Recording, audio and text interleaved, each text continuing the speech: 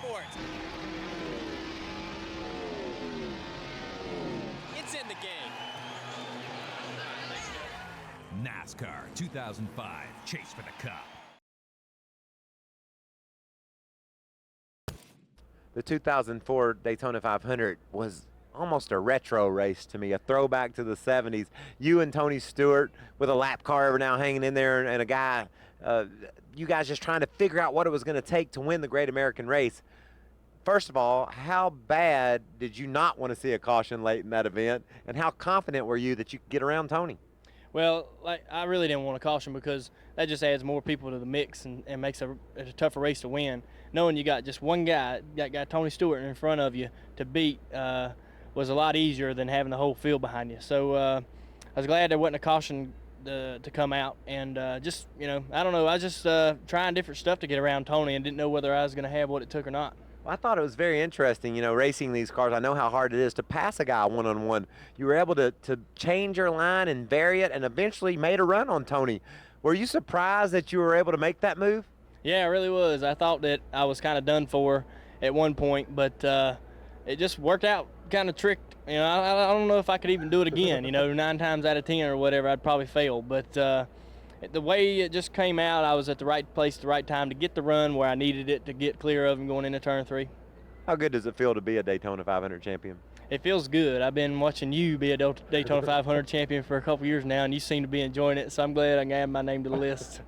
Well, here's the challenge. There's 3 laps to go. Tony Stewart's ahead. Can you get Dale Jr. by him and get him the victory, get in the game, and get in the 8 car and get it done? Okay, we gotta hold these guys off for the win. Stewart is coming left.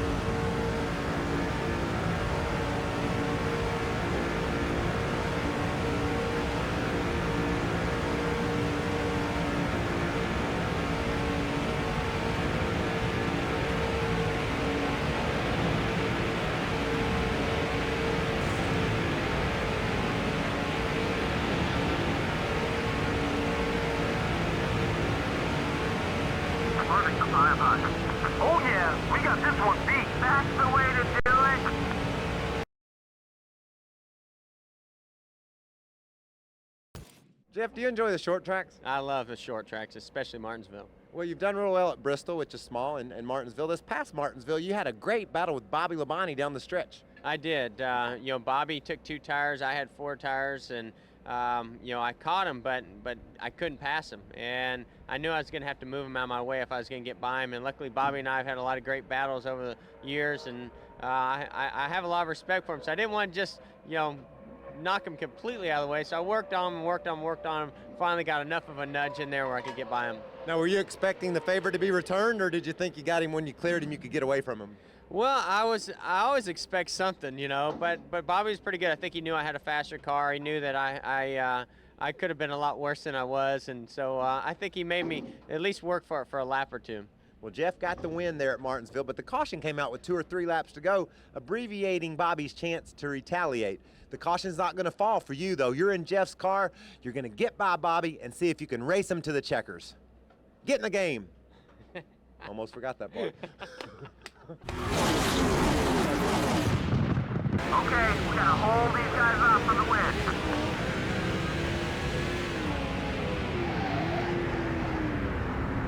The 18 car is coming low.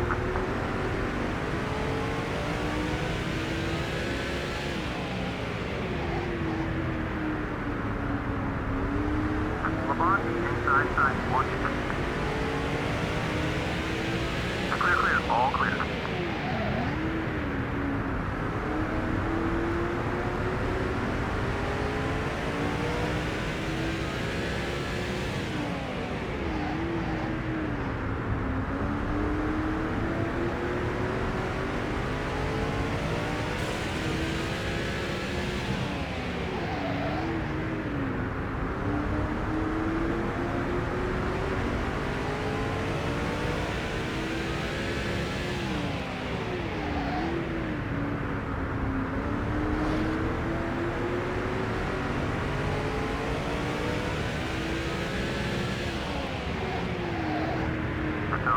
Outside, you got one outside.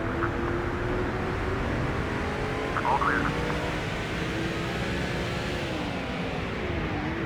Labonte has got a run on you.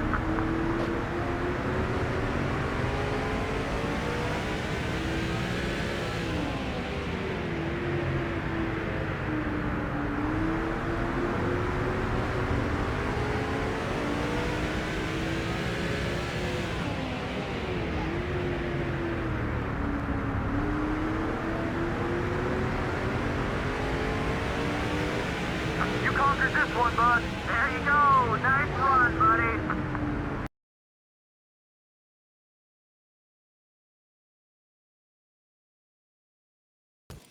Kevin, a lot was made in 2003 about the fuel mileage races. In order to win a fuel mileage race, you had to have a fast car, and that was the case at Michigan. You found yourself, Ryan Newman, and Kurt Busch racing to the checker. What was your situation on gas, and what did you think theirs were? Well, I thought theirs was bad, and I thought ours was good because we came in and got gas and they didn't. So we tried to play the strategy right, and they gambled, and they wound up beating us. So we just needed to have a few more laps. How many times did you come on the radio and say, you said they're going to run out. When's it going to happen? I think I came on the radio several times and asked when they were going to run out. And I think Kurt actually ran out, and I think Ryan went on to win the race. So close, but not close enough. Let's switch things around a little bit, though. Say there's 2 or 3 laps to go. He's running third behind Kurt and Ryan, but this time they both run out of fuel on the last lap coming to the checkered. Can you get Kevin's car to the checker before Kurt and Ryan? You're in the game. Let's see it happen. Back in third. Get up on the wheel now and win this race.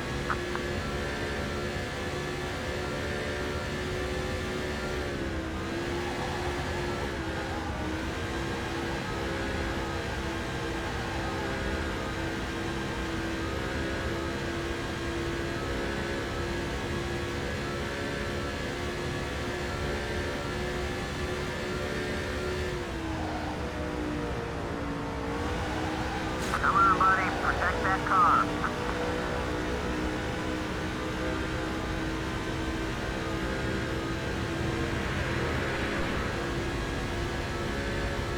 I'll give you an A+ on that one, buddy. Nice run.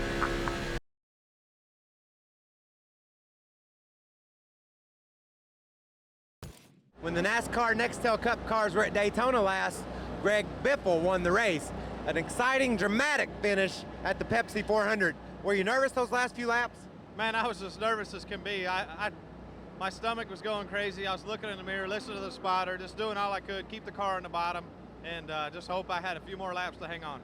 Now, Bobby was right on you, challenging you the whole way, but then on the last lap, he ran out of gas. That had to give you some relief, or did it make you even more nervous, wondering if you were going to make it? I was pretty sure we were going to make it, but I was excited. My spotter said, Labonte's out of gas, Labonte's out of gas. I looked in the mirror, and I saw the green car getting smaller, and man, I was just overwhelmed with the excitement right there. I knew that we had probably won it. Greg drove to victory at Daytona. Let's put you behind the wheel, and Bobby Labonte's not going to run out of gas this time. You got to hold him off and get Greg to the checker flag so he can win his first NASCAR Nextel Cup race again. Get in the game.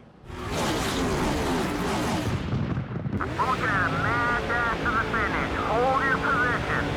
The 18 car is coming up quick.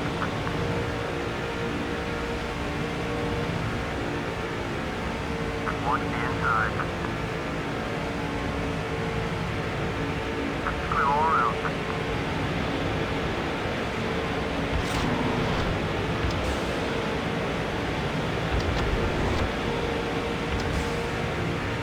Labonte is outside.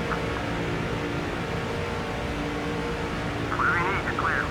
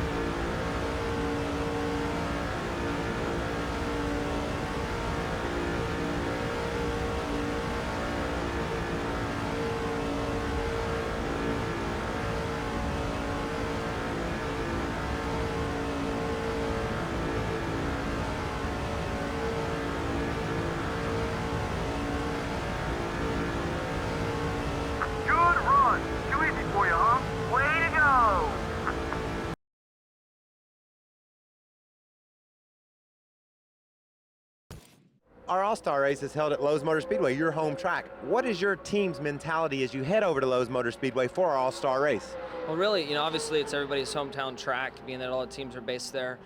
My sponsor, Lowe's, is a title sponsor of the racetrack, and also on top of that, it's one of my favorite tracks to race at. So I'm always excited knowing that the month of May is coming along, and we get to race there twice with the All-Star event and then the 600. So we put a little extra effort in there, and we're very happy that we were able to win our All-Star event at our home track. So it's a good race that we all get excited for on the Lowe's team. Well, it's pretty cool how the fans get involved and decide what they're going to do on the restart with 20 to go. How did that play into your strategy on that night? Yeah, well, the first year I was in the event, I think I won the second segment and had to start last, and I made it back to second or third, and it didn't work out for me. So I knew if I just at least had a couple more spots that I may have had a chance to get into the lead. So when we went into the All-Star event this time, I knew that if I stayed kind of towards the back, that the inversion was probably going to work out for a full 10, and I'd end up towards the front. So I think I ended up 7th. We inverted. I started 4th, a second row at least, and was able to get in the front from there. We're going to switch it around, though. Uh-oh. We're going to retake the count, and we're going to invert 6. Are we in Florida? It's a recount. It's a Florida recount. We are in Florida, actually. We're going to only take 6, and the fan is going to get in your car, start 7th, but the trick is you've got to get the lead with 16 to go and hold everybody off, just like Jimmie did. Get in the game. Take the challenge.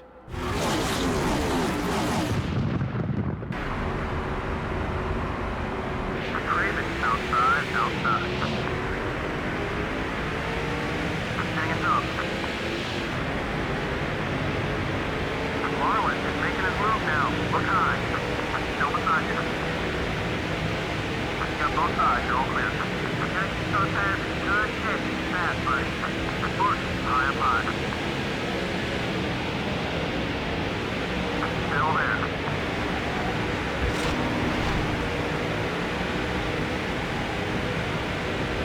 Both sides clear.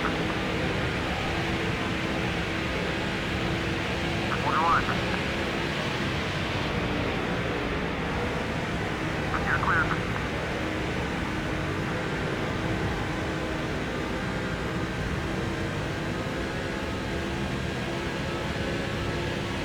Harvick, the fire box. Still beside you.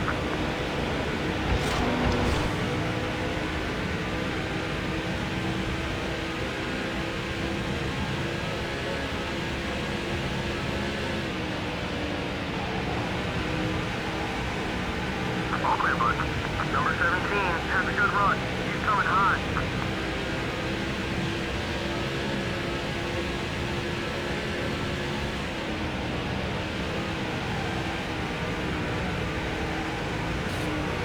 One tire won't help us. Careful. Down low. Still alongside you. 41, he's still there. Clear, all clear.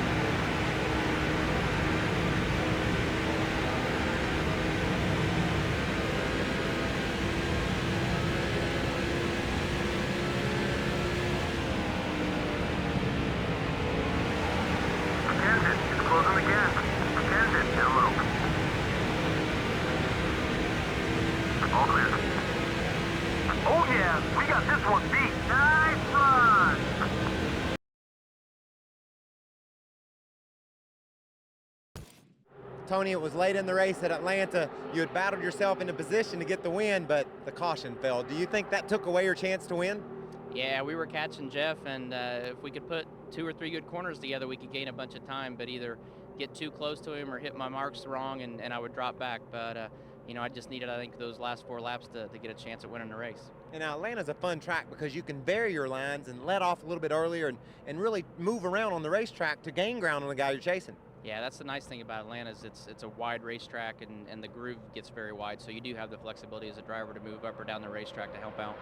Well, you heard how confident Tony was that he could get by Jeff late in the race. We're going to change history. There's not going to be a caution with 4 to go. We're going to put you in the game, in his car. Go get Jeff Gordon and get the win. It's in the game. 30 seconds. Let's take this guy.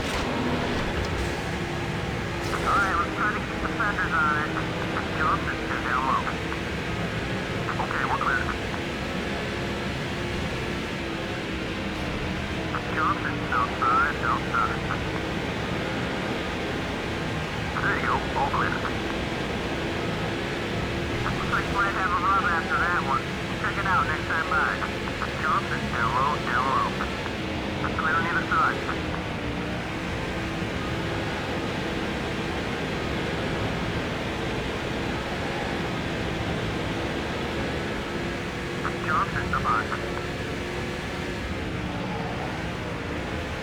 Still there.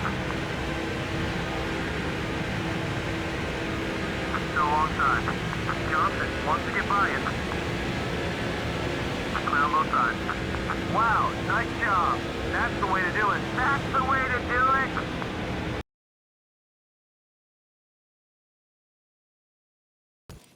Ryan, tell us a little bit about Dover. As you go up there, what's your mental state? How does the team approach that race? Well, first of all, from a driver's perspective, it's a fast racetrack. You kind of drop into the corners, both in turns 1 and turns 3, so you got to have the car really nice and secure on the entry part of it. And from a team perspective, it's usually a fast, long race. The cars are really fast, and it's usually a long race because it's 400 miles there. But it's definitely mentally tough and physically challenging. Now, all day long at Dover, keeping the car consistent, I guess, with the high banks and the fast speeds is real important to accomplish. How do you go about your adjustments on pit road? Do you call the team and tell them what you think, or do they ask you or tell you what they think? It's just a communication thing. I got to tell them what the car is doing, and then we can figure out what's right from wrong as far as how to adjust it. And that's usually the best way to doing it. Just a matter of making the right adjustments at the right times. Now, late in the race, you had a fast-closing Jeff Gordon, hard-charging Jeff Gordon in your mirror. Are you able to watch where you're going, or watch in the mirror and check out what he's doing? It was tough. I didn't have any power steering for, I think, of the last 186, 187 laps. So, yeah.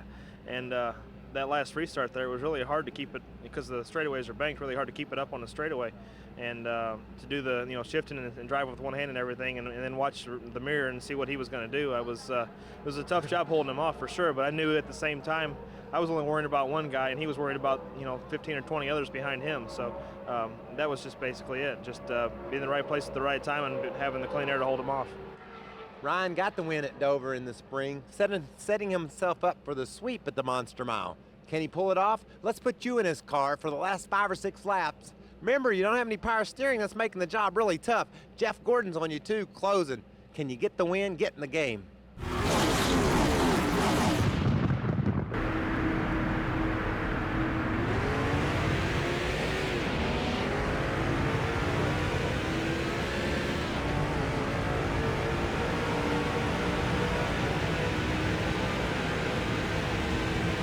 Let the car do the work, buddy. You're pressing a little too hard. Gordon, coming up quick on the left.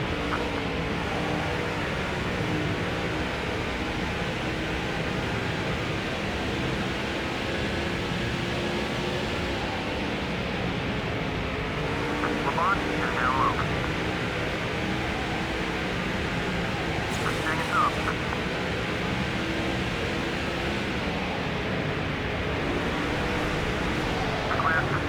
Careful, he's up those tires.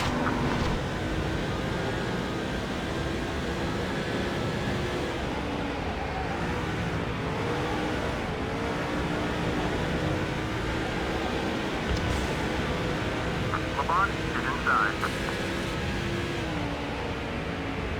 Clear, all clear, whatever you need. One's up high. Clear, all clear.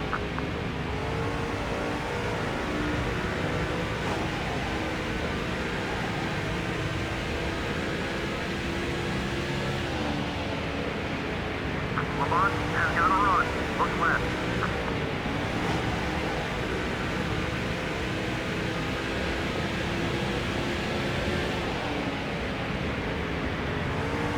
Labonte inside side one. Going in a little high.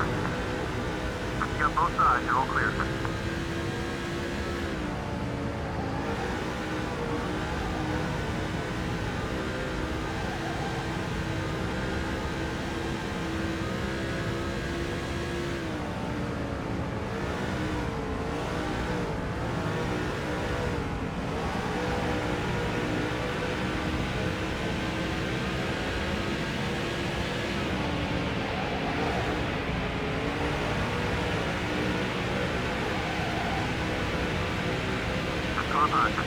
That bumped into her. Car's okay. You conquered this one, bud. That was a great piece of driving. Congratulations.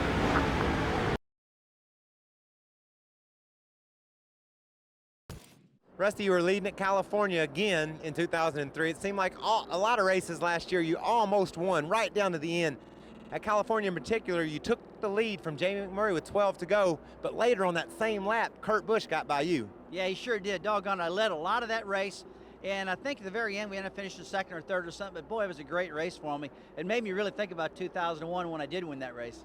Well, tell me about your car that day. Was it handling well all day long? It handled really good all day long, and right there at the very end of the race, they started pushing their front end just a little bit, and I started losing a little bit of track position. But basically, all day long, I had a really good car.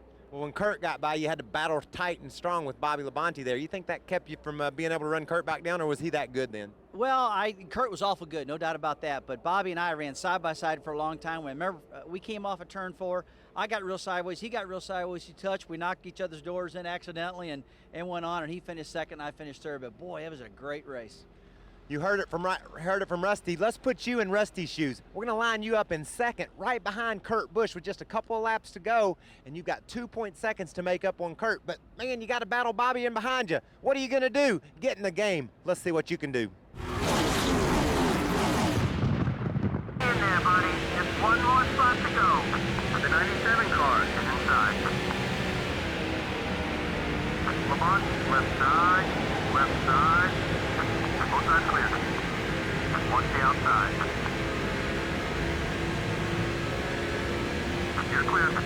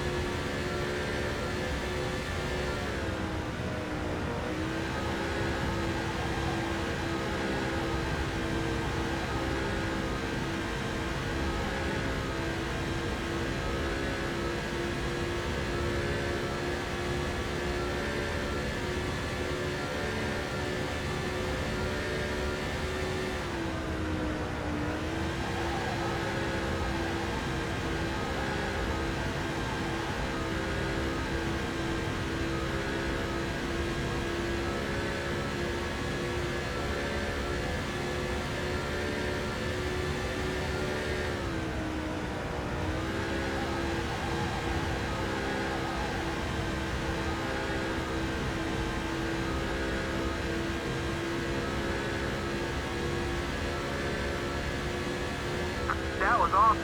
So much for that challenge. There you go. Nice run, buddy.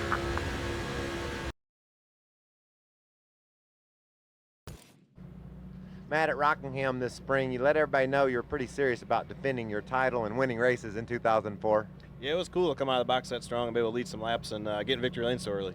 Now, you dominated that race all day long, but at the end, here come Casey. Did you feel like you had enough to hold him off, or what was your thinking late in the race?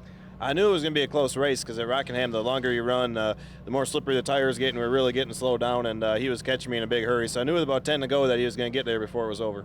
Well, did you think you had it, or was it that close? Could you tell you had won? It was pretty close. When I went into 3, I thought we were going to win, and when I came off of 4, I wasn't so sure. When you race at Rockingham, you talked about the tires giving up. You're racing the track as much as you are the other competitors at times. That was a tough thing. As he was catching me, I felt like I was driving on gravel. It was getting that slippery, and he was just closing in pretty fast. Well, here's your challenge. Get in Matt's car and see if you can do the job he did. Hold off Casey Kane and get the win. Get in the game. Okay, you gotta hold these guys off for the win.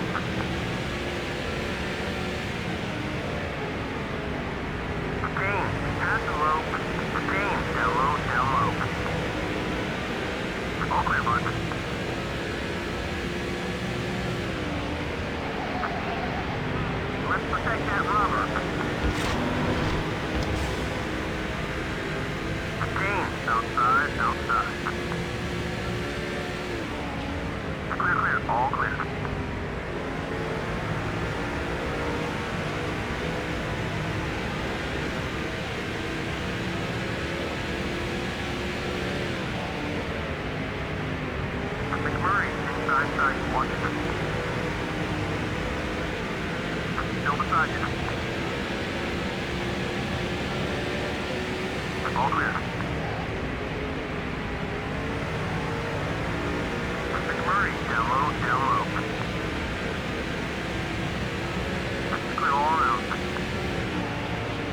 I don't think it's a big deal. Just be careful. Inside, inside. Stay patient. He'll come to you. Still there. Whatever you need, you're clear.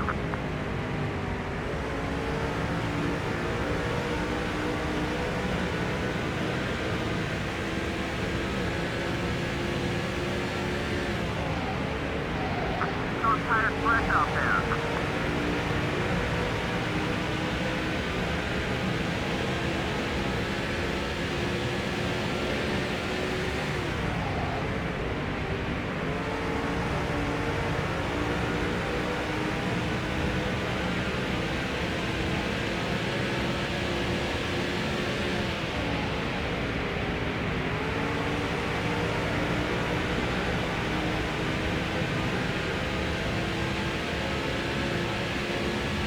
You conquered this one, bud. Nice run.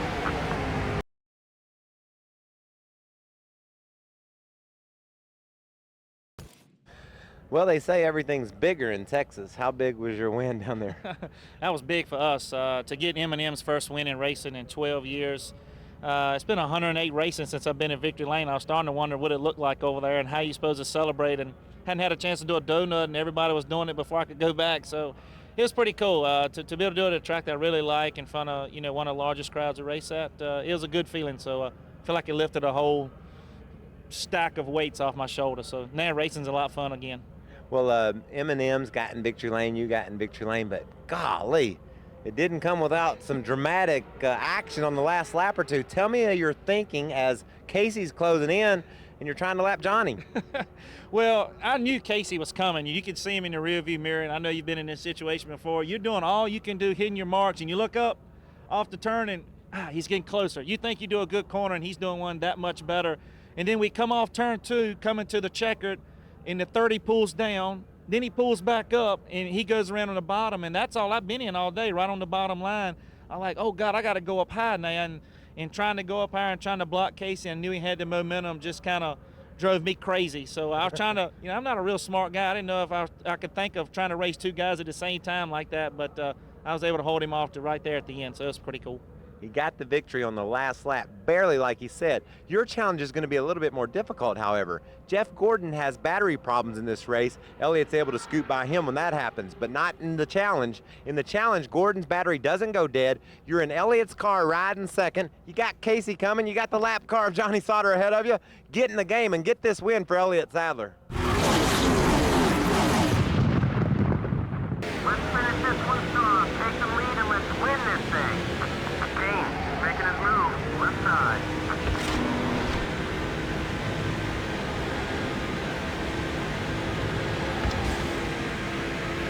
Going inside, inside. Still inside. Clear, clear.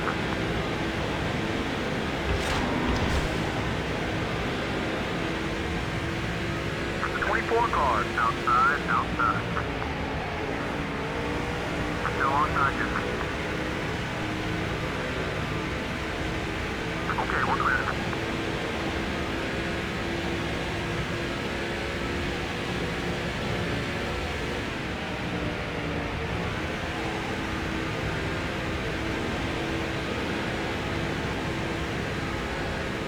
Go easy on the car. Number 24 is all over your back bumper. Gordon, inside, side, watch it. Hold on, he's still there. Be patient. There you go, all clear.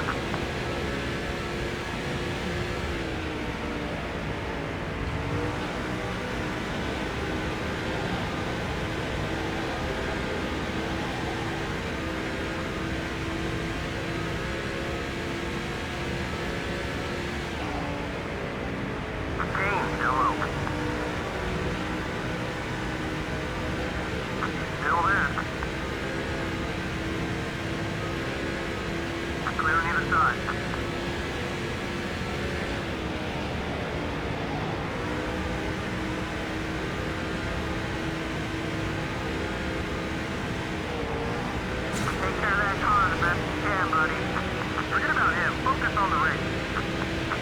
side. King, you're shadowing behind you.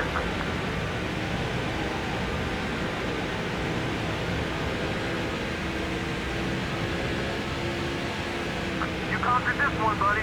Nice work. That's another challenge completed.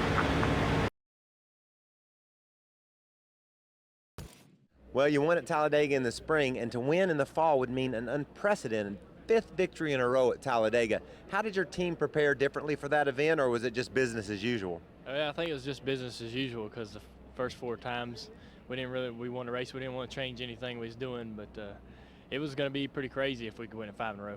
Now, there was a red flag late in the going. We kind of re-racked it, and it shuffled out to where you and I had gotten our way to the front. On the last lap, you saw Jeff Gordon making a run. How did you adjust and adapt to that? Well, I just wanted to get in front of the guy that might be able to push me by you to get the win, you know. So I see Jeff Gordon coming up, and I'm going to jump in front of him and see if he can push me. And if he's not pushing me enough, I'm going to jump down in front of Tony Stewart and who's coming up on the inside. So it was a wild finish, and in reality, you ended up getting a win. But I think we're going to re-rack it and see what happens this time. Let's spin it. You want to? Do something a little bit different. Put you in Dale Jr.'s car. Give you the chance to try to shuffle the draft, take the advice Dale Jr. just offered up, get in a line that's going to push you ahead, and get his 5th victory in a row at Talladega. Get in the game. In there, buddy. Just one more spot to go. Stewart just got to run low.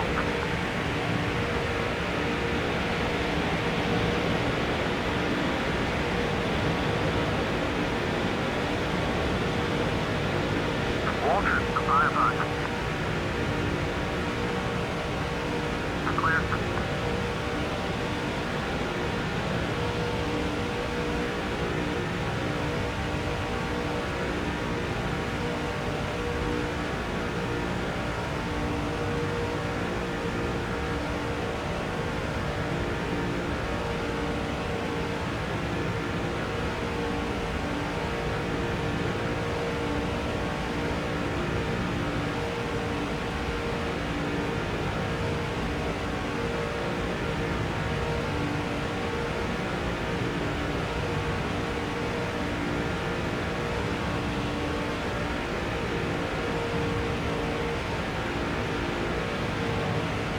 Waltrip is all over your back bumper.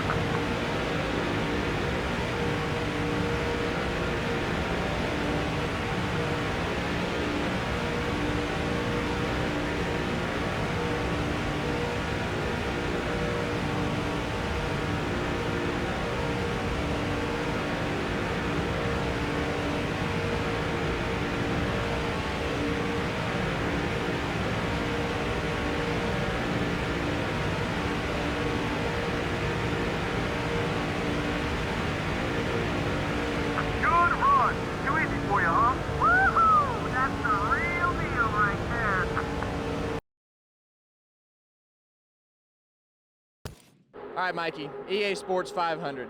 2 laps to go. You held off a flurry of attacks from Dale Jr. and Jeff Gordon. How do you know who to block? You guess a lot. I sat over on the back straightaway during the red flag and looked in my mirror and said, they're going to come from everywhere and just hope we can guess right. Coming off turn 4 on the last lap, I really feel like if I had stayed on the bottom and just hung with Junior, Gordon had a run to get us with. So swept up high and then took a left back to the bottom with my eyes closed, just hoping Junior wasn't in the hole, and he wasn't. How intense in the car really was it? I mean, can you put it into words? It's hard to explain. When you're racing on the track, it really, that's all reaction. You just kind of react to what's going on around you. But when we're sitting on the back straightaway in the red flag, you're just worried about everything that way crazy things come into your mind about what you're going to do to win the race. So red flag wasn't fun with 5 to go. So we have a lot of talk about safety, and you put the new roof hatch in your car. If you won, was that the plan to jump out the hatch? I told him, we tested it down here a month or so before that. I said, we got to win that race because I want to be the first cat ever to get to do that. And it worked out to have that celebration. And that'll be the first time, that'll be the only first time that's ever done, that's for sure. All right, well, Mikey jumped out of his roof flap. Now let's see if you can do it. With 2 laps to go in the EA Sports 500, can you win the race like Mikey did? Okay, we're gonna hold these guys up for the win.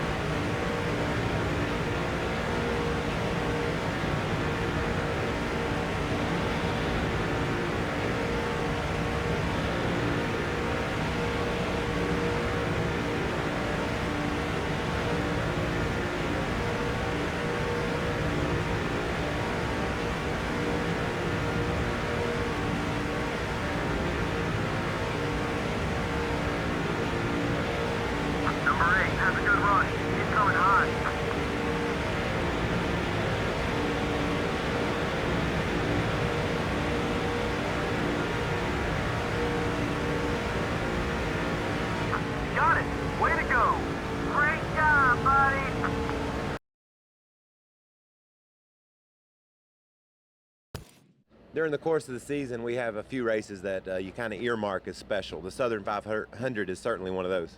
Well, it sure was for us. We ended a pretty long losing streak there and got back in victory lane, and it was a great day for our Kellogg's team. We had a great car that day, great pit stops, and came out on top. It was just kind of one of those days that everything went our way.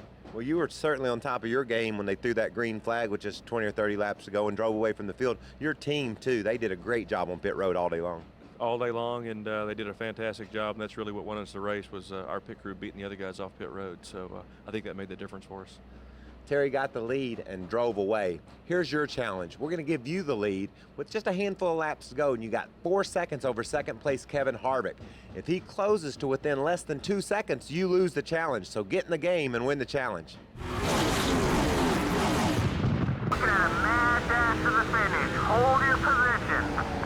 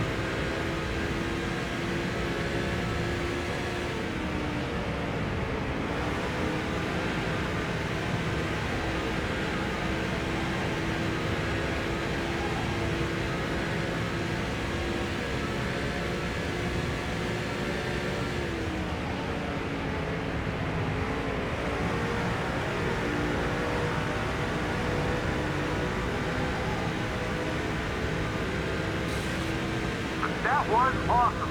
So much for that challenge. Way to go! Dale Jr., when we head to Talladega, everybody makes a lot out of the DEI dominance and the teammates working together to get the win. I wasn't anywhere in sight when you won at Talladega in May. Yeah, you'd gotten in an accident, and so had I earlier in the race, and but we got our car repaired, and we came back and got the win. It's pretty exciting. Now tell me about that pass, a controversial move you made to avoid Matt Kenseth coming across the track and went down below the yellow line. What did you think NASCAR was, how did you think they were going to react to that move? Well, I thought that, I didn't know what they were going to do as far as their decision, but it's really their decision, so it ain't mine. But I was just trying to avoid Matt as he's coming down across the racetrack. Really wasn't looking at the lines at that point or even thinking about the lines, just trying not to run into him. So we come out the other end leading the race and ended up winning it, and it's pretty exciting. A lot of split-second decisions go into winning at Talladega. We're going to re-rack it and put you in Dale Jr.'s car. You can't go below the yellow line. NASCAR might not be as kind this time, so keep it on the racetrack and see if you can still get the win for Dale Jr. Get in the game and get her done.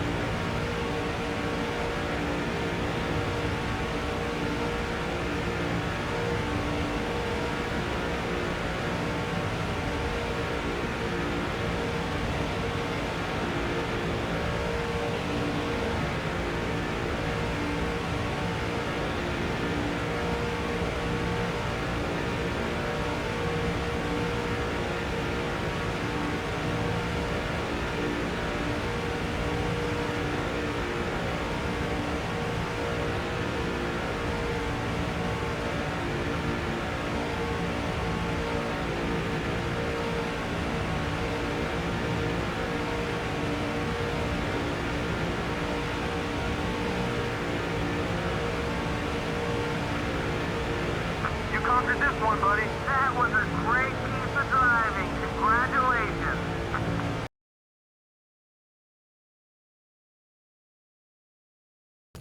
One of my favorite tracks is Atlanta Motor Speedway. You can run from the top to the bottom, and you can really change the handling of your race car just by letting off earlier or choosing different lines. You took advantage of that situation in a tough battle with your teammate late in the going, clear him, and got a lead there at Atlanta. What's your mentality as you go there? Is this more about me or you? I'm confused.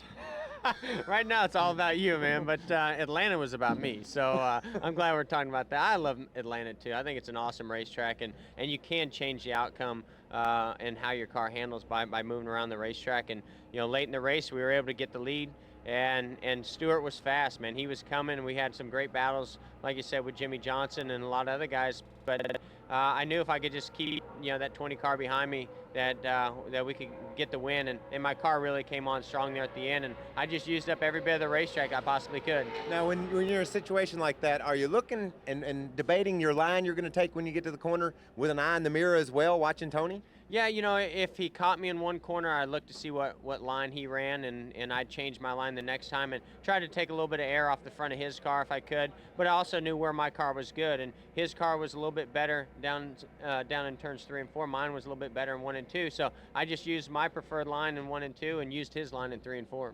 And he got the win. He did it with the caution flag falling with just 3 or 4 laps to go. We're going to reset this deal, though. We're going to put you in Jeff's car, 3 or 4 laps to go. Tony Stewart's right on you, dogging you. The caution's not going to fall. See if you can hold Tony Stewart off and get Jeff to victory lane.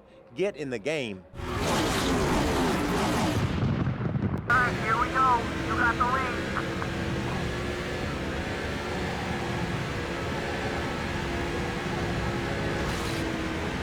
Stewart is looking to pass. Number 20, down low, down low. Go ahead. You got both sides, you're all clear.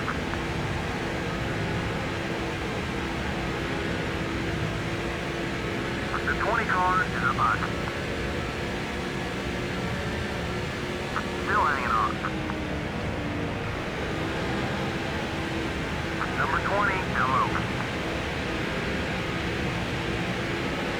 Take care of that car out there and we'll take care of you. Still there. Still alongside.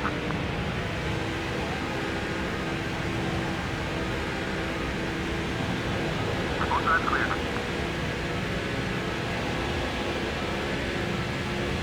Watch it, car behind. You're clear. Earnhardt Jr. is down low. Earnhardt Jr. is making his move. Low side, low side.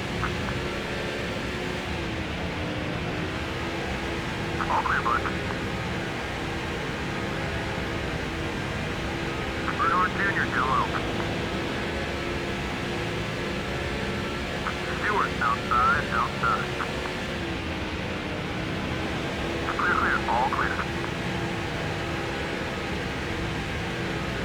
Stewart inside, side, watch it. All clear.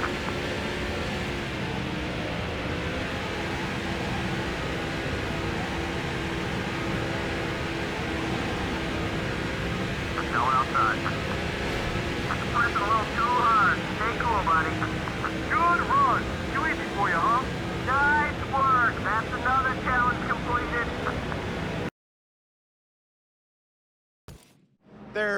There's few stages that are as big as the one at the Indianapolis Motor Speedway, the Brickyard 400.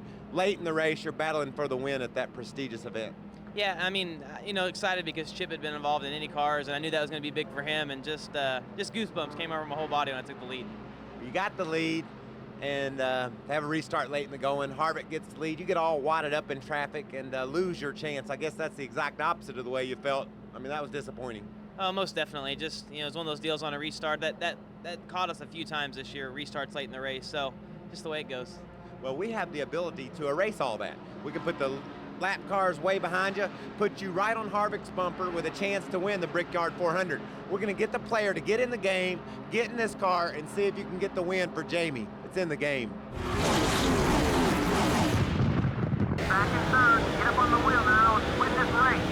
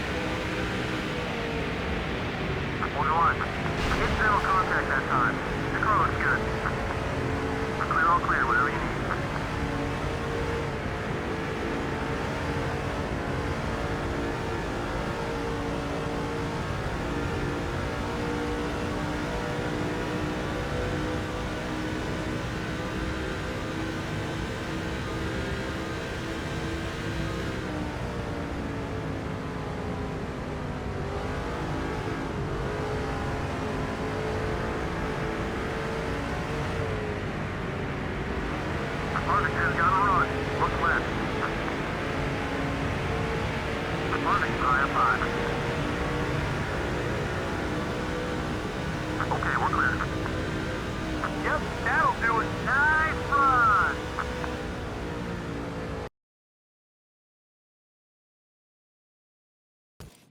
The California 500 got off to a crazy start. It's tough enough to win a 500-mile race when things go normal, but the first lap didn't go normal. Yeah, the 500-mile race, you get yourself in a mindset just to take your time and make sure that you don't do anything stupid. And at the beginning of the race, you got to check yourself up. Now there's excitement, and you got to dodge the wreck.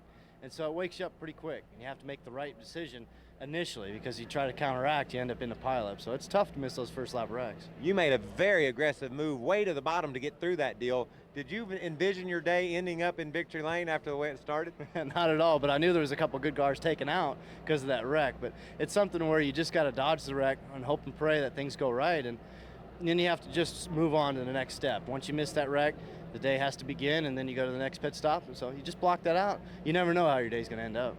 Let's let the player at home start in 16th position. Huge wreck on the first lap. See if you're as good as Kurt was. Guide your way through that wreck and get him the victory. It's in the game. Time's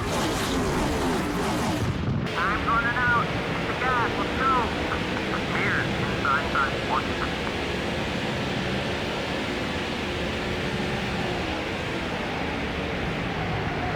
Hold that line. He's looking for some payback.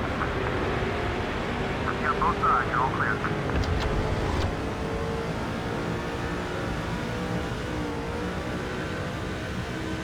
We got this challenge beat. Way to show everyone how it's done, buddy. Brendan, how do you like heading to the short tracks, like when we went to Bristol, for example? Well, normally I'm not a big fan of the short tracks. You know, I do a lot better on not places quite that you're so good at like these places, but the mile and a half, 2 miles. But Bristol went great for us. You know, we had a good run, had that cool looking paint scheme on there, the Punisher with the Punisher skull on it. So it was neat to go there.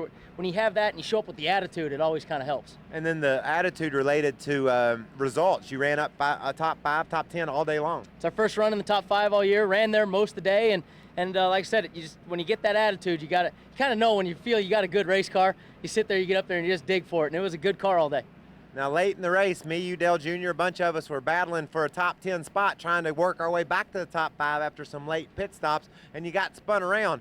How did you recover from that? What was your mindset when you went spinning down the front straightaway? I got punished. No, you know, just trying to miss that wall. It's so tight there at Bristol. It's amazing how just narrow that place is. And we just barely got into the wall, stayed on the lead lap, and we're able to salvage a top 20 out of it, you know. And in the Nextel Cup racing, top 20, you'll take it when your day goes south.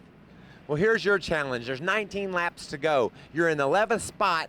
Dale Jr. is aggressive, and he's on your tail. Hold him off and race into the top 5 before the caution falls with 6 to go. There's your challenge. Get in the game. Time's running out. Hit the gas. Let's go. The 8 cars have got to run low.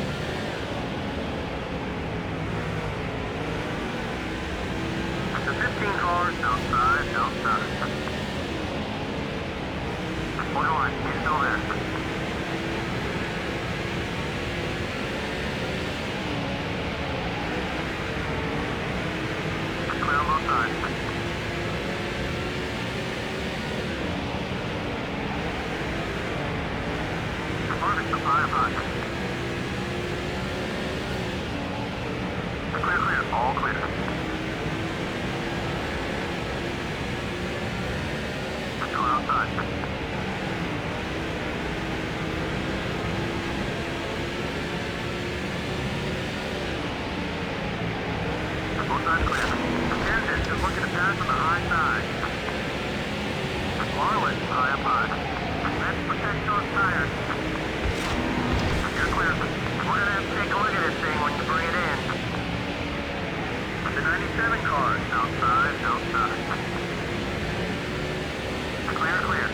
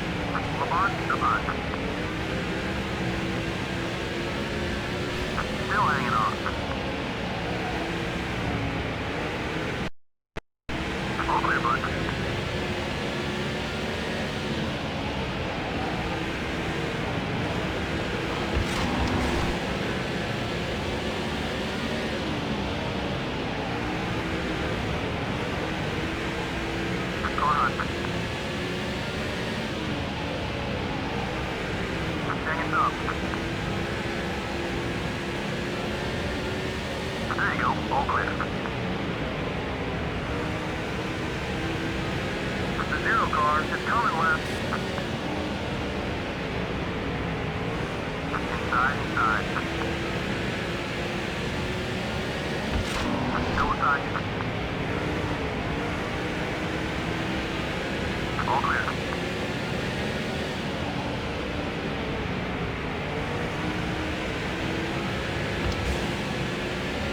We got this challenge beat. Way to go!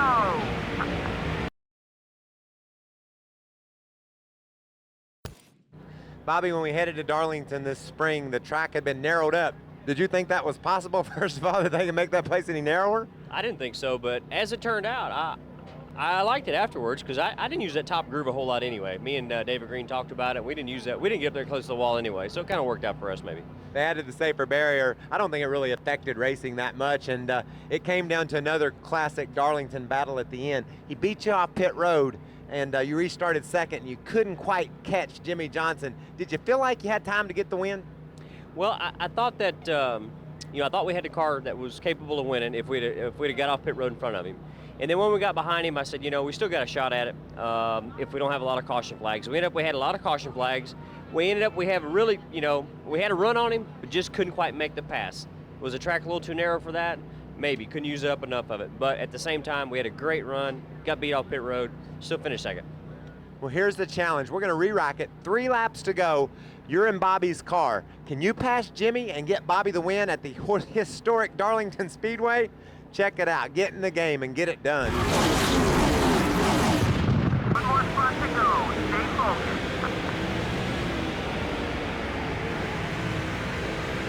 Johnson, outside. Still in. Johnson is looking low. Clear all around.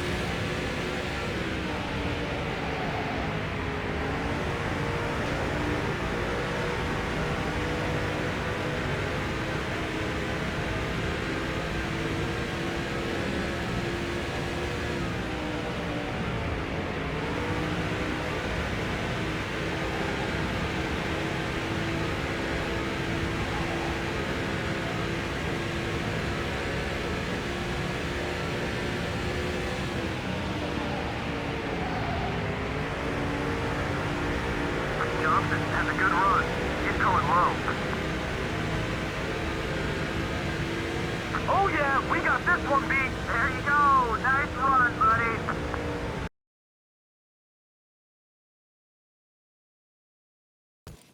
Sterling, the 2004 season got off to a rocky start at Daytona, but you turned it around at Rockingham, a strong 4th place finish.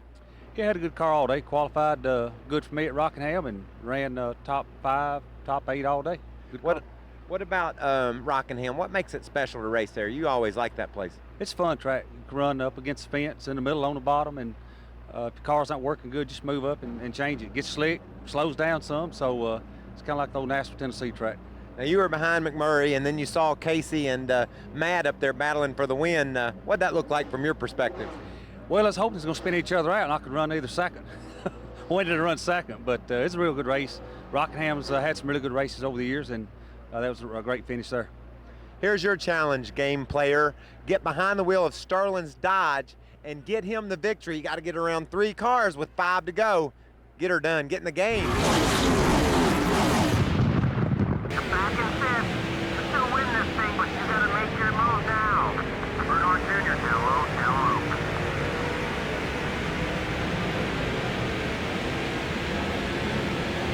Clear, all clear.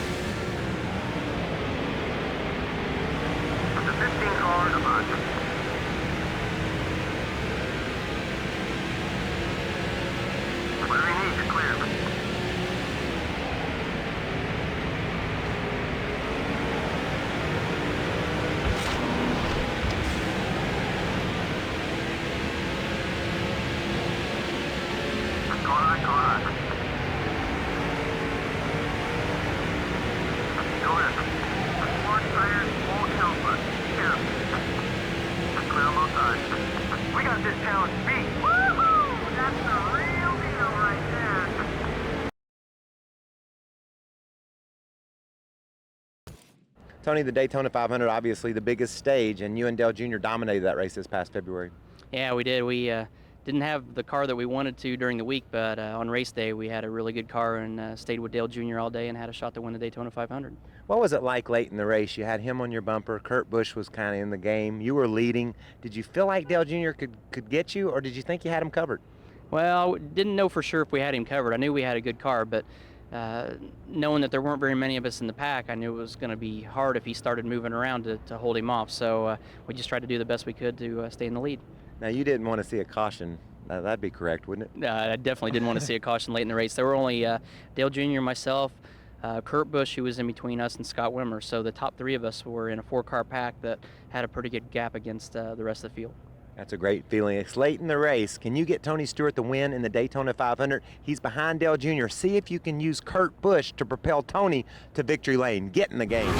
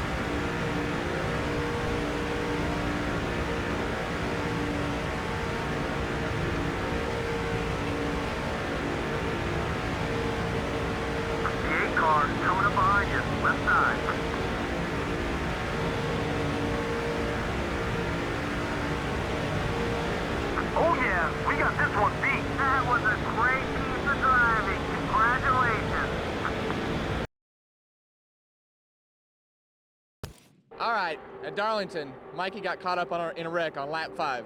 You think if you'd have made it through the wreck, you had a chance to win the race? Boy, I like to think so. Our car was running great. But Kevin, when cars turn sideways at Darlington, it gets narrow in a hurry. Christian Fittipaldi got turned around going into turn 3, and there just wasn't anywhere to go. Was your car really good on a long run? Is that why you think you could contend for the win at the race? Well, what happened in the spring, we ran in the top 5, finished in the top 5 in the spring, and just had a really fast car. I liked the way the car felt in Saturday afternoon practice better for the Southern 500 than it actually was in the spring. So I just had all kinds of optimism and confidence. You know how bad it is when it all goes up in smoke on lap 5. All right, so why don't you set your situation up, and let's see if we can get them to victory lane. Well, I think if someone else was in the car, maybe they'd see what I did and do something different, make their way through the wreck and find out, did Mikey have the car that he needed to win the Southern 500? It's in the game. Had a caution in a while.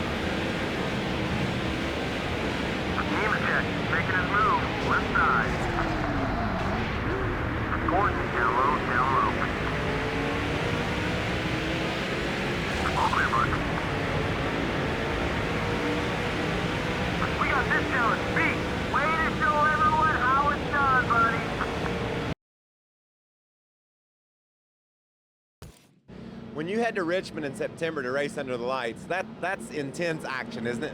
Well, Richmond's it's a good track. I call it my home track, and it definitely gets pretty intense there. Well, the Wood brothers, historically, at least recently, haven't been that great at the short tracks, but you turned that around last year. Well, we ran really good on the short tracks. That was our strong suit. We didn't run as well as we'd like to on the big tracks, but we were pretty competitive at just about every short track we went to. Now, when you're coming down to 10 to go, the action's intense. You got Harvick and you got Newman there. You and Kevin get together. He spins out. Did that hurt your momentum? I know it hurt Kevin's momentum for the win, but did it hurt yours as well?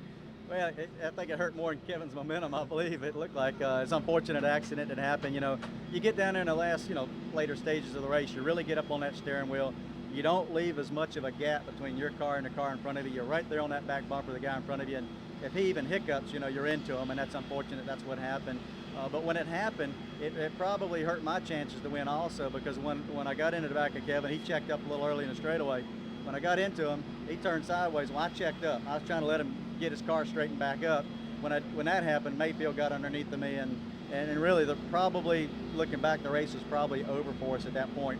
I didn't have enough car to get back and race by Jeremy and catch Newman. Probably better if Kevin had not wrecked and spun and I had to check up. But that's the way it turned out. You never know. It's pretty exciting on those short tracks. We have, by video, the ability to erase all that stuff. We're going to take the bump away. You're going to get by Kevin cleanly and start your pursuit after Ryan Newman. Let's see if we can get you in Ricky's car and get in the game and get it done. We're in third. Time to make your move. Burton has a good run. He's coming high.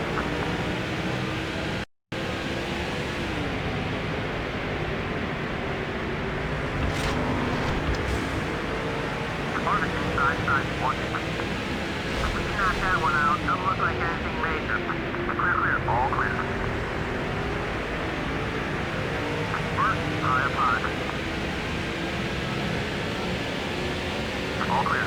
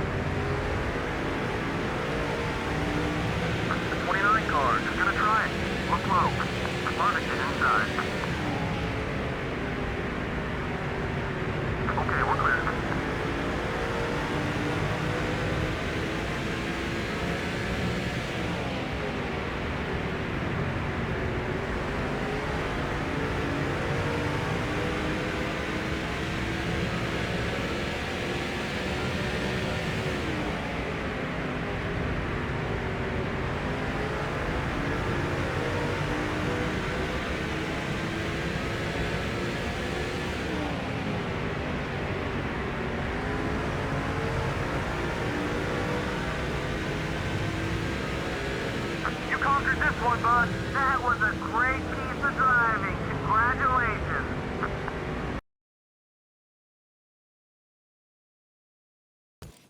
Robby, when we head west to Sonoma, that's a very historic road race. You got a lot of experience on that track? Yeah, I like Sonoma a lot because you go up and down hills. There's a lot of drops. There used to be a lot more turns. They've made that race more fan friendly, so they can watch these NASCAR Cup cars go around the racetrack. And I like it. It's got more opportunities to pass now. Going down in turn 7, you can get by somebody, and turn 11's a good place. So I like it. Well, where do you really concentrate? Where do you try to excel? Where do you want your car to be the best on that track? Well, what I do with my car is I try to make my car good through 1. At turn 1, you're heading uphill, and it overloads the right front tire a lot. So you got to back off a little bit early, get the car turned, then get back on the gas up the hill. And another thing is going down into turn 11. If you can get the car stopped, do the hairpin, and put power down without spinning the tires, that'll get a good lap time for you. That's a huge challenge too, because you got to baby those back tires. You need to take care of them. You're going to need them 8 or 10 times as you exit the corner. I guess road racing, it's more important to get off the corner hard than getting in hard, huh? Yeah, it's a lot like our oval racing has. If you go to a track like Bristol and stuff, if you drive in too deep, you pay a price. And the same thing with turn 11. If you drive in too deep, you pay a price. Most important thing is getting the tires hooked up and putting power down without overheating those rear tires for the long run. Here's your challenge. We're going to put you in Robby's car. Jeff Gordon's going to be right on your bumper for the last 3 laps. Don't overheat your tires like Robby said, especially at turn 11, because when you leave 11, the checker flag is up ahead. Get in the game and get Robby Gordon the win. Track's gonna be mighty slick on those old tires. Watch out.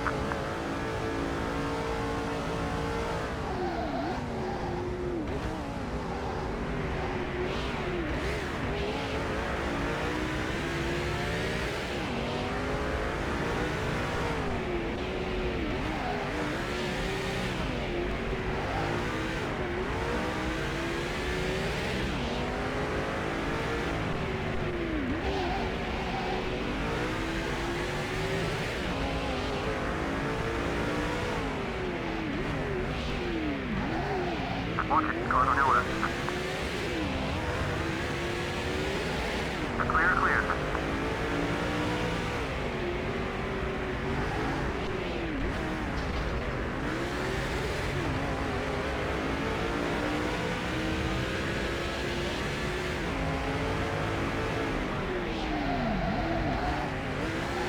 Watch the left. All clear, bud.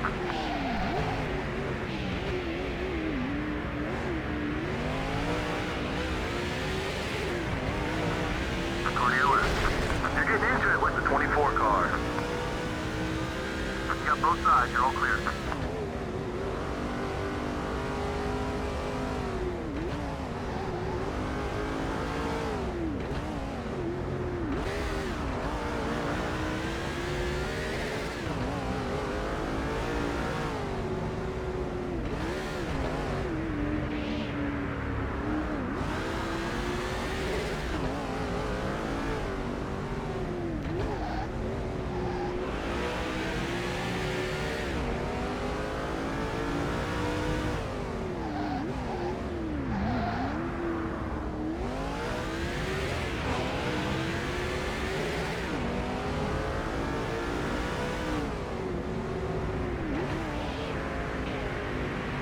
Number 24, making his move on the right.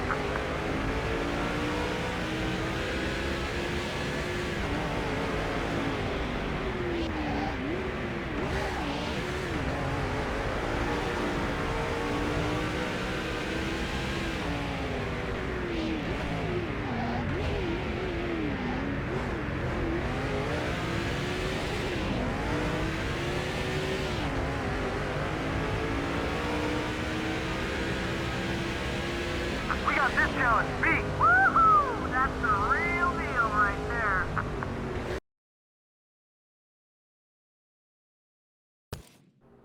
As kids, we learned about racing on the short track, so when we head to Martinsville, Virginia, it's a pretty cool feeling, isn't it? Yeah, that is a cool track because I even ran there in a late model stock car a couple times, so it's always a pretty exciting track to go to. Okay, you got the checkered flag in sight, you're leading the race, and Jeff Gordon is all over you. Tell us about the pass. Man, he is wearing me out. I've been running the bottom all day long, And when he got to me, I started running the outside, and he couldn't make the pass on the bottom. And finally, he just nudged me just enough, and just enough to get by. And I tried my best to get by him, back by him. Couldn't do it. It was good, hard racing, a lot of fun. Wish we could have won, but you know, hey, that's the way it goes. We got a good race out of it. Did you keep the nudge in your pocket? You know, he kind of gave you a little nudge, and you never returned the favor. Do you figure maybe one day? Oh, don't worry, it's already happened. What we're going to do at Martinsville, though, is we're going to rewind it. We're going to put you right on his bumper and see if you want to use that nudge in this case instead of saving it. See if we can get the player the win, get the player in your car and get the player to get you the win. It's in the game. Okay, you can do it. One more pass and we're in the lead.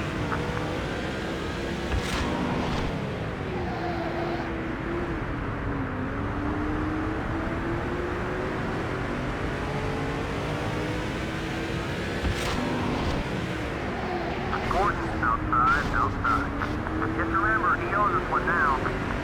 Clear on either side. The 24 car is moving up on you quick.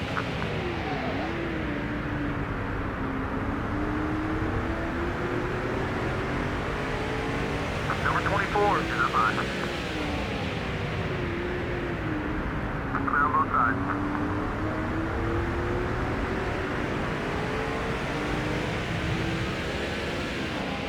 Earnhardt Jr. down low. Those tires fresh out there. Whatever you need to clear.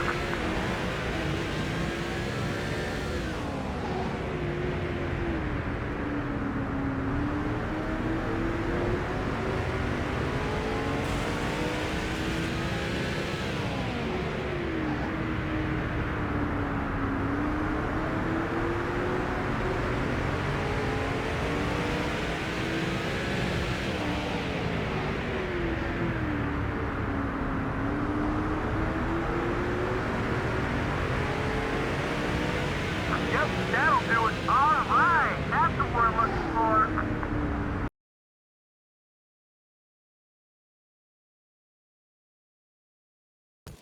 Jeff, you've enjoyed a lot of success on the road courses over the years. Watkins Glen this past August was a challenge, however. Yeah, it certainly was. You know, I thought we were looking good. We had the pole and went down the first corner and got a tap from behind and had to work our way back to the front. It was a long day. Well, you got spun out on the first lap and you got spun out on the last lap. I know it. Just when you think, you know, you've recovered from a really bad start to the day, then it ends even worse than the way it started. And the thing ran out of gas. Is that what I know the contact's what caused the crash, but did running out of gas lead to that? Yeah, I mean, that's really what did it. You know, I was just trying to salvage what finish I could get and just try to coast to the finish. And guys were battling for position behind me, and they were coming fast. And you know, I couldn't stay out of their way. And I don't think they knew I was out of gas. And you know, all of a sudden I'm going backwards trying to get to the line and couldn't get there.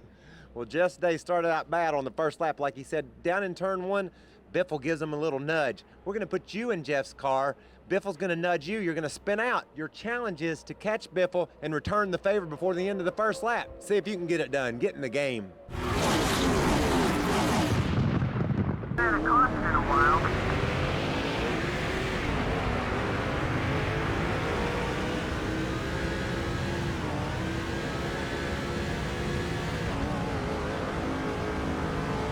All right, let's try to keep the fenders on it.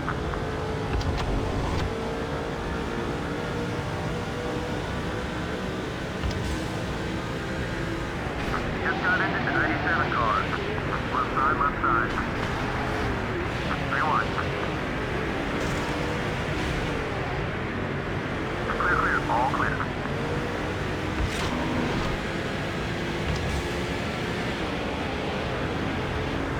Going left side, left side. Your jostling for position with number 20. 1-1. All clear.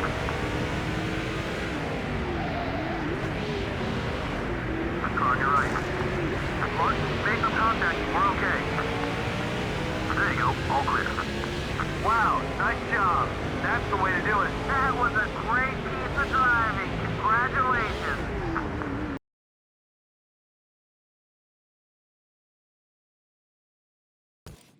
There's nothing better than a Saturday night at the races Richmond, Virginia this past year.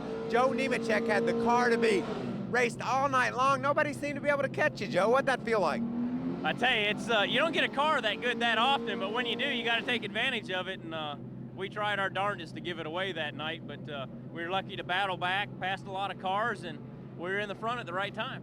Like you said, you overcame a lot of adversity. Late in the race, you got Bobby Labonte, Dale Earnhardt Jr. breathing down your neck.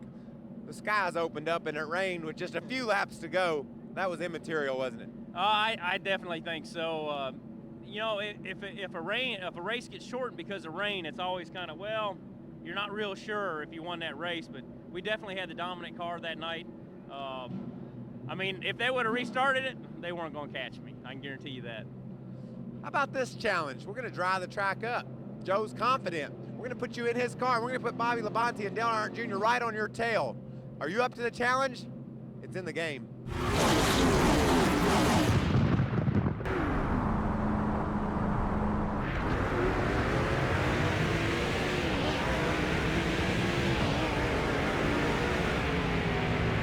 Labonte closing quickly, left side.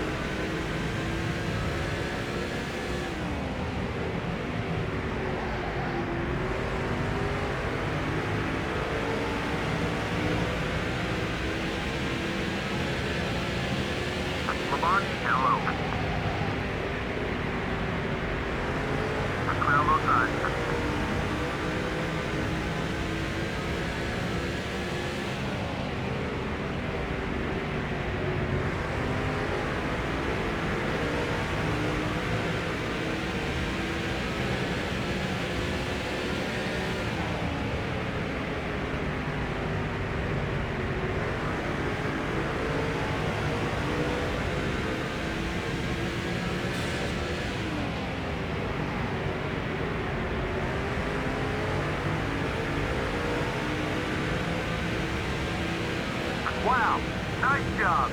That's the way to do it. Great job, buddy.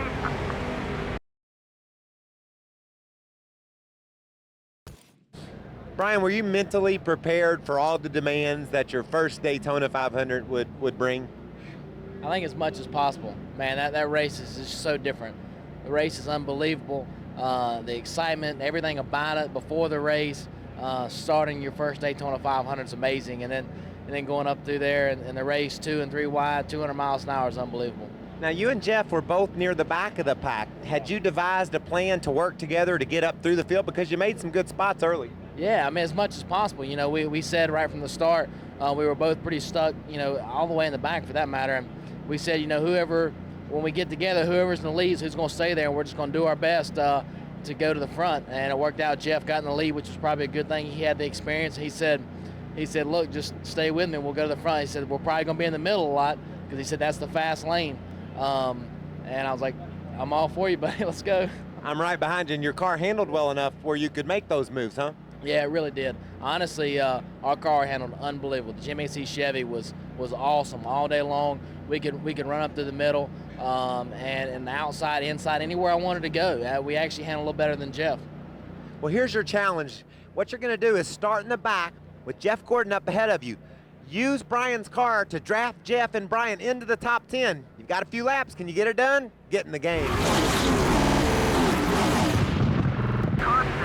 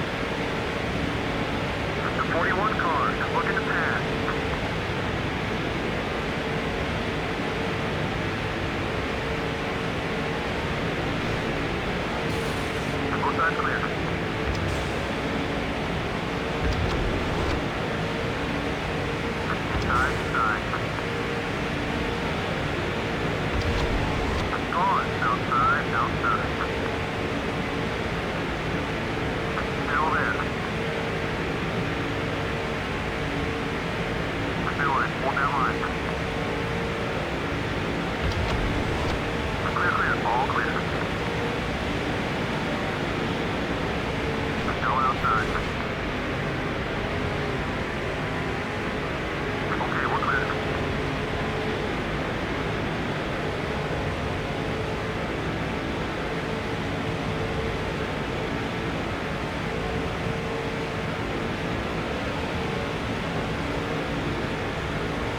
Jarrett, just looking for some room to get by it.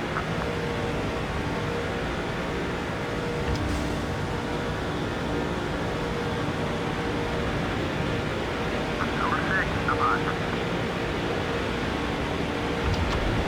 Let's clear all around.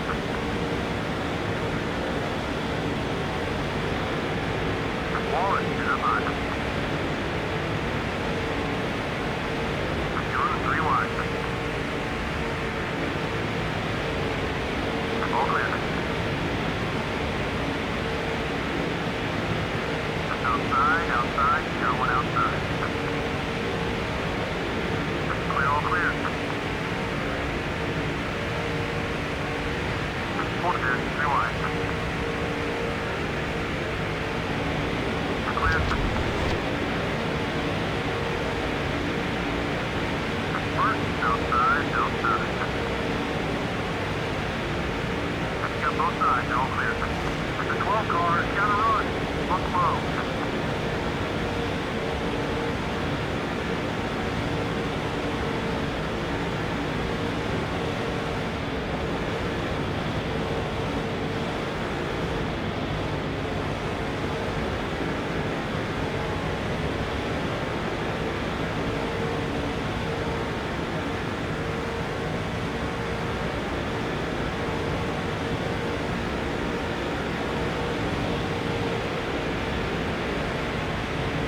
Harvick, tire 5. Still there. Still hanging on. Still beside you.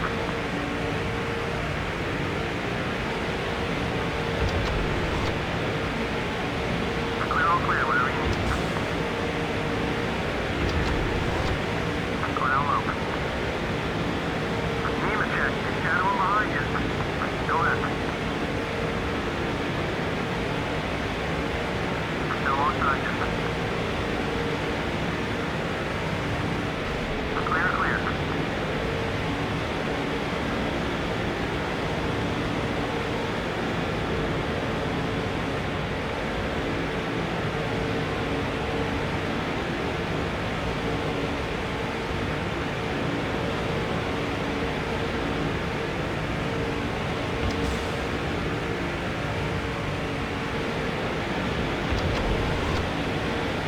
Waltrip is outside. Stewart is down low. Still beside you. All clear, bud. Car inside. Steady, 3 wide, 3 wide. Just outside of race a little cleaner. Number 38, closing the gas. Looking to pass right. You're clear.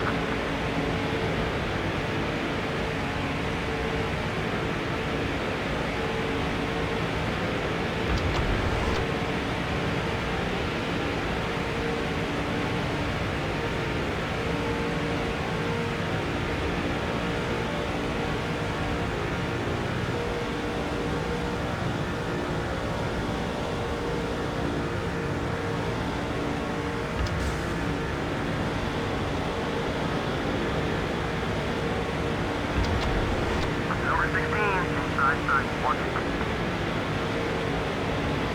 Clear on either side.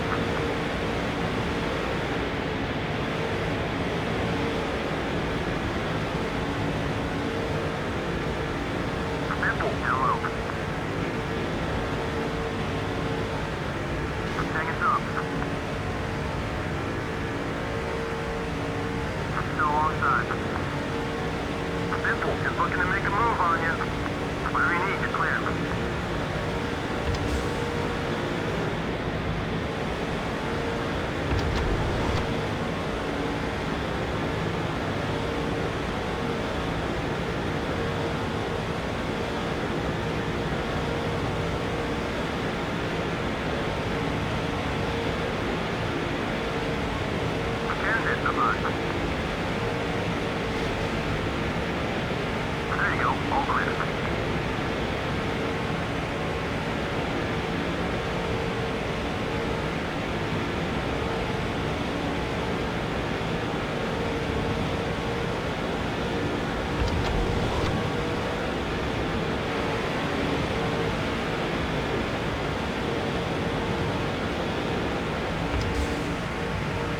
hot. Still there. Borderline, he's still there. Still there. The 8 cars coming up behind you, left side. Going inside. Clear on both sides.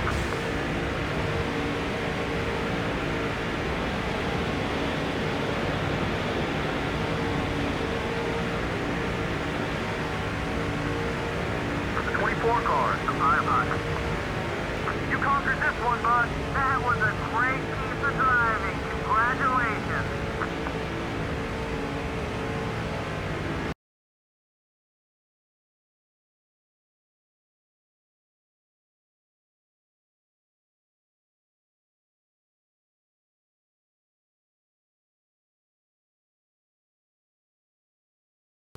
Ward, you've always run well at Rockingham. Got your first victory there. Is that right? Yeah. I thought you did. Yeah. I remember that day, Yeah. back in '95, wasn't it? Exactly right. Got your Damn, you historian here. fellow historian. You got your first win there. Why is that track so fun to race on? You know, Mike, it's one of those places that that getting the car to work is very simply defined to me. You know, where I know I got to go in and have a stability going in the corner, but the nose has to turn for me. And if the nose turns for me, then I got forward bite and I got good handling all the way around the racetrack. So it's a place that if it's not working for you, it's really tough. But a place, if it is turning for you, it's really easy. Well, that was your second race of the season with a brand new team, and you got a top 10 finish. That had to provide a lot of motivation for the guys, seeing results right off the bat. Yeah, we needed that and need another one, but team's working real hard, and you know, we actually had a lot better car than we did that day in that finish representing it, because a couple of the guys that finished in the top 5, we were a lot better than we were on a long run, but got caught in the pits when a caution came out and had to battle back for that. Well, here's your challenge. We're going to start the race with 5 laps to go. Ward's in 9th. Can you pass the other 8 cats and get the victory, change history, get in the game and get it done? Let's go and win this thing. Still on a box. Still onside you. Take it easy out there. Clear on either side. The 97 car is moving on you, right side.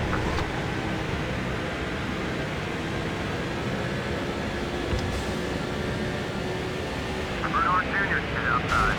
Take it easy on those tires. Whatever you need to clear.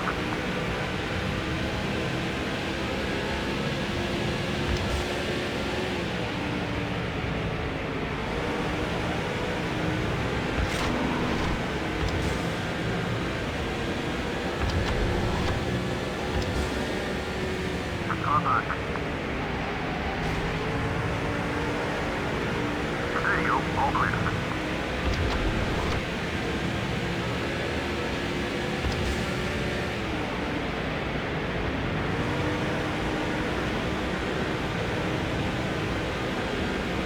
Everyone's okay, don't worry about it. McMurray, high up high. Clear on both sides. The 15 cars, the high up high.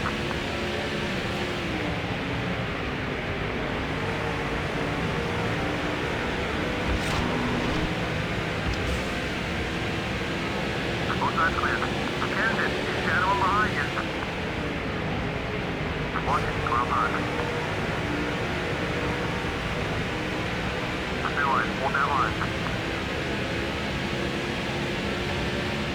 Still inside. Clear, clear, all clear.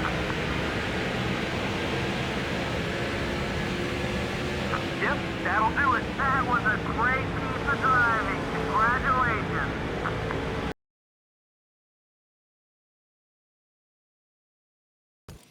It seems like to me the crew members and everybody in the NASCAR world gets more jazzed up when we're heading to Bristol than anywhere else on the circuit. Would you agree with that?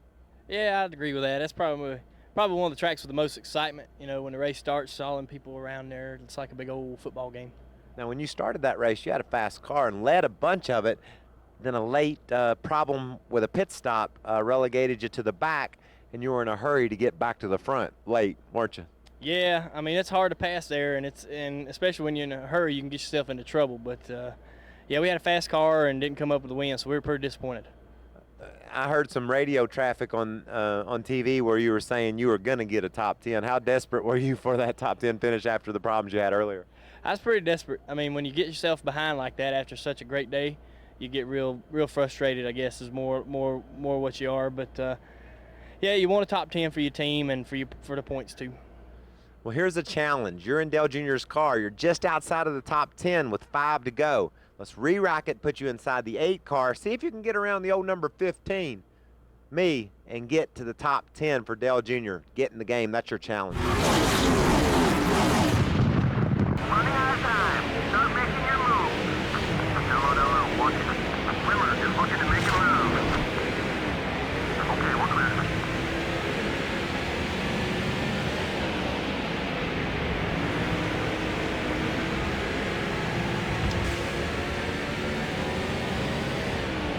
Waltrip is outside. You gotta keep those tires in good shape. Fast, buddy. Clear all around.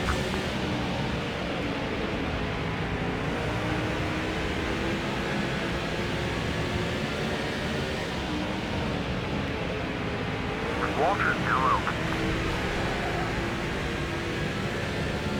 All clear.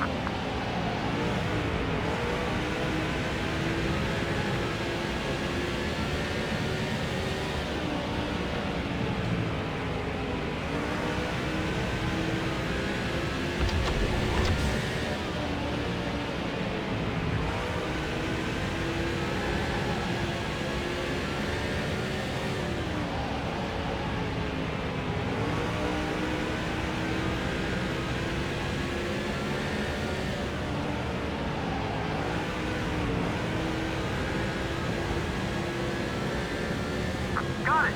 Way to go! Way to show everyone how it's done, buddy!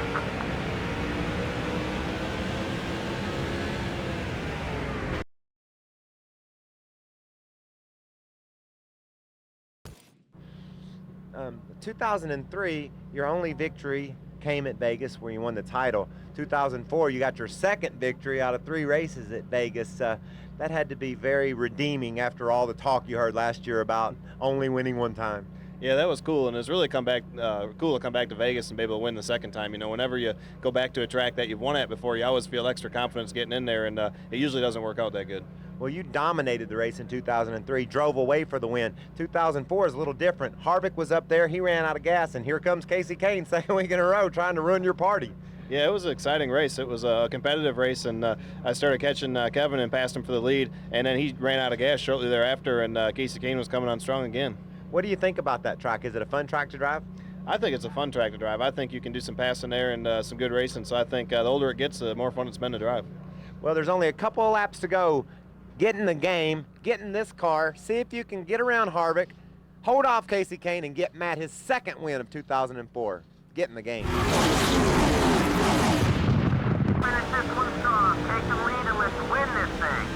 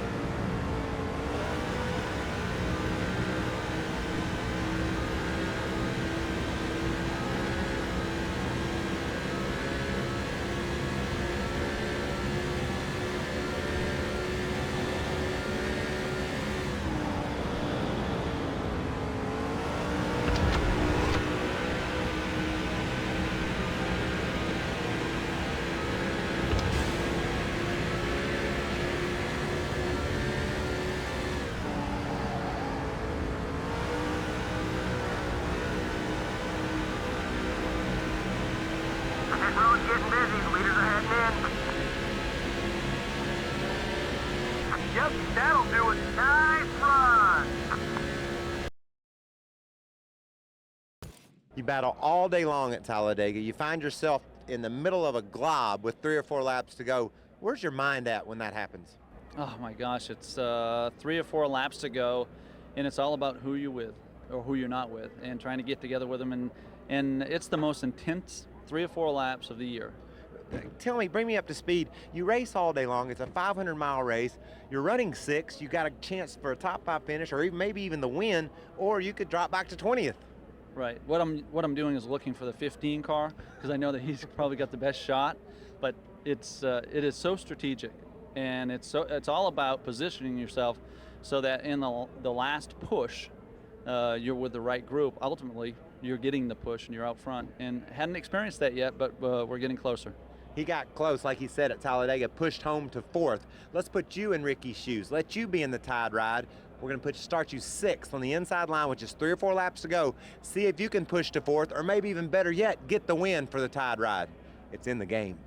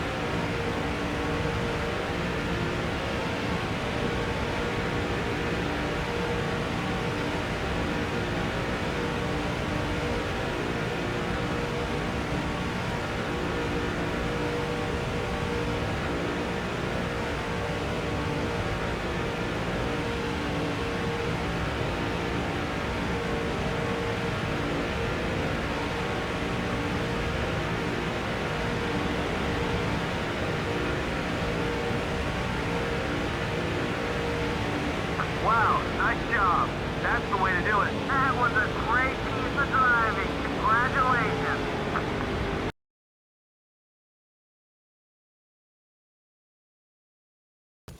Robby, I always think that when they show the highlights for the NASCAR season, if it didn't have us hopping curbs and going right and left and doing the road racing thing, it wouldn't be complete. I love the curbs. I like the chicanes that we have at Watkins Glen. We've been fast there the last couple of years, and finally we're able to pull off a victory this year. What is your mentality as you start one of those road races? They're a couple 300 miles long. I mean, they're a challenge to have a car that you can race at the end with. Do you conserve your equipment early, or are you flat out from the word go? Well, the cars are getting very reliable nowadays, but also the NASCAR drivers are getting better on the road courses. A few years ago, it might have been a little easier competition, but these guys, they've caught on now. So you've got to be on your toes almost all day long and can't make any mistakes. Strategy has a lot to do with it. And it's actually hard to pass on road courses as well now, as competitive as the series is. Well, Robby Gordon got the win at Watkins Glen. He outran another road racer, Scott Pruitt, late in the going. Jeff Gordon was hard charging, however, and ran out of gas on the last lap. Here's your challenge. Get in Robby's singular car. Jeff Gordon's not going to run out of gas. See if you can get Robby to the checkered flag in Watkins Glen. That's the game. Get in it. All right, here we go. You got the lead.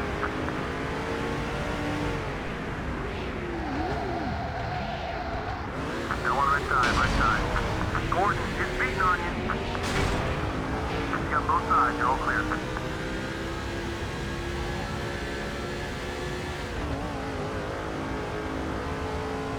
Go easy on the car.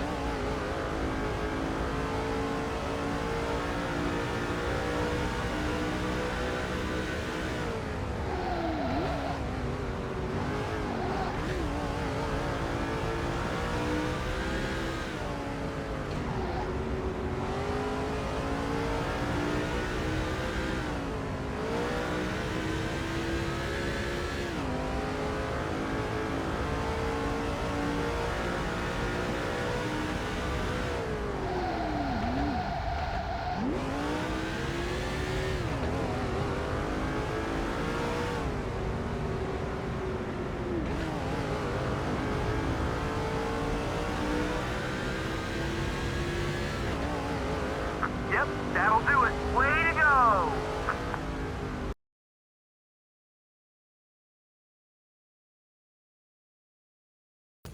Had to be kind of cool to start the 2004 season by winning the first race they had. That was pretty cool. You know, I think it was kind of unexpected on our part because Daytona hadn't really been that good to us lately, but it was a lot of fun.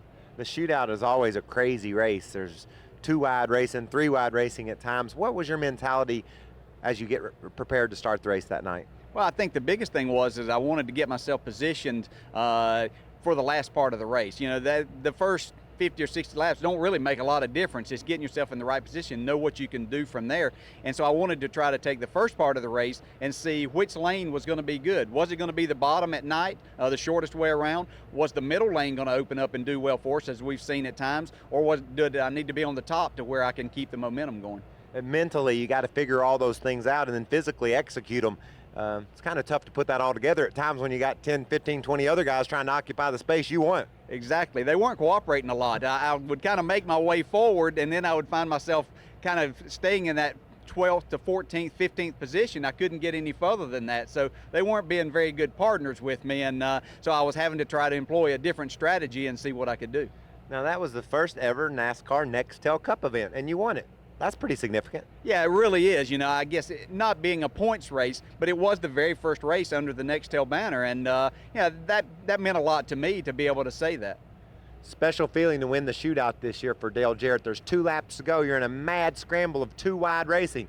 See if you can do what Dale did and get the victory. Get in the game. You've been holding back at all. Now's the time to let loose. Let's win this. Number 6, coming up quick on the left. Hold it steady.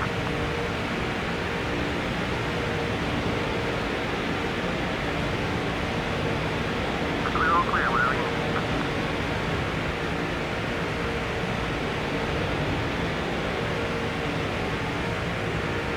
What's up high? Clear, clear. Slow it down a little bit. The car will come to you.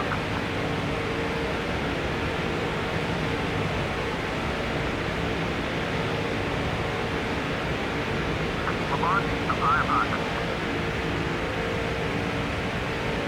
Staying up. Still alongside. All clear, bud.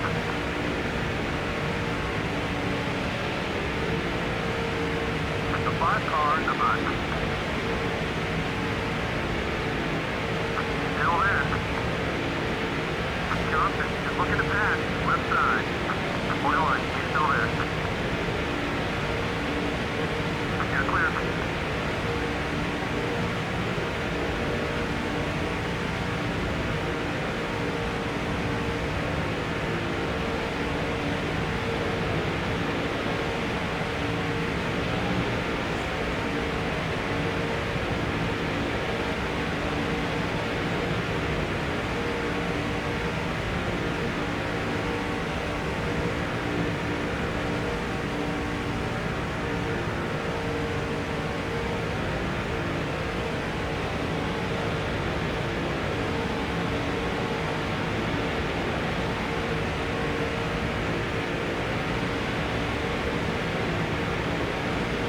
Yep, that'll do it. That was a great piece of driving. Congratulations.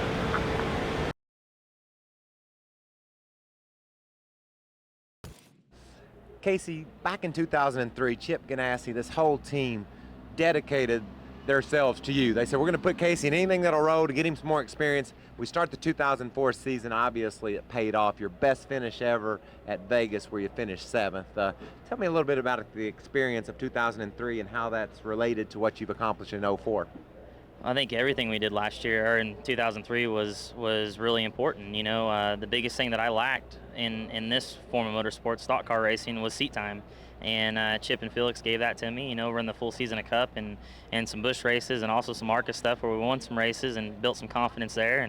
And it was huge. It was huge. Everything that we did last year is a direct result of why we're running good this year. And the guys really improved on the cars over the off season, and the engine shop improved. And, I feel a lot more comfortable as a result of that seat time. And you know, so far it's paying off. Now, do you like the Vegas track? Is that a place where you kind of penciled in, so I'm going to be right when we get there? Yeah, it's always been one of those places where I've ran good, just right out of the gate. Even the first year when I ran Busch, we qualified well and ran well there. And I don't know why it is, but it's kind of those mile and a half are places that I've adapted to pretty good coming from the open wheel side of things where you carry a lot of speed and momentum, and that's what those tracks are all about, and they've been a lot of fun to me. Vegas is definitely one of my favorite tracks so far. Did your car handle well all day long? You were in the battle. You were in the heat of the battle all day long. Yeah, we had a really good car. We had a little trouble in the pits, and it set us back a little bit. But I really felt like we had a car that was very competitive and capable of running inside the top 5 for sure. Well, here's your challenge. There's 5 laps to go. Casey's in 7th position. Don't let anybody pass him. Get him his best ever career finish at Vegas. Get in the game. Time's running out. Hit the gas. Let's go. Stewart is coming left. Stewart is down low. Whatever you need to clear.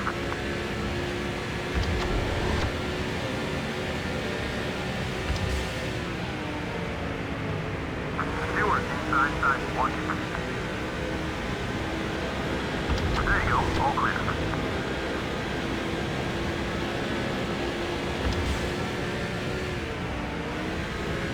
Stewart above.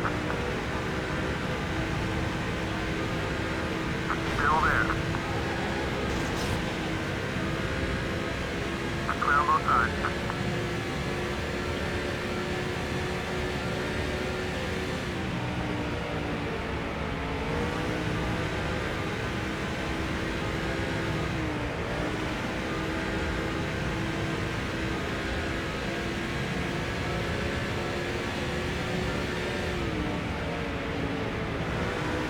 Stewart is coming right.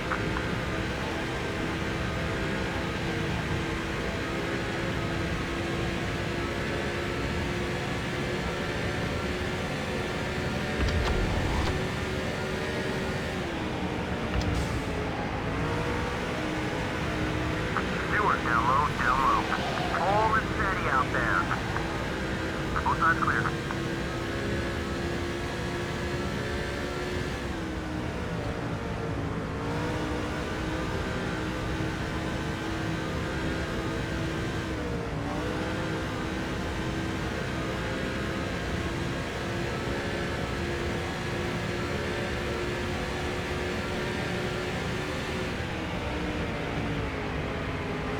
Car low. Don't worry about the car. It looks okay. The cleaner you keep her, the faster she'll be. Come on, buddy. Clear, clear. All clear.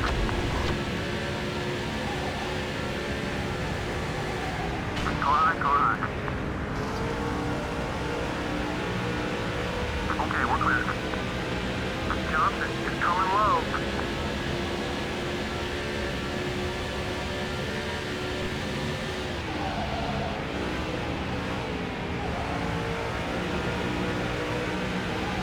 Going in a little high. Johnson, outside. Clear all around. That one hurt. Try and run a little bit cleaner.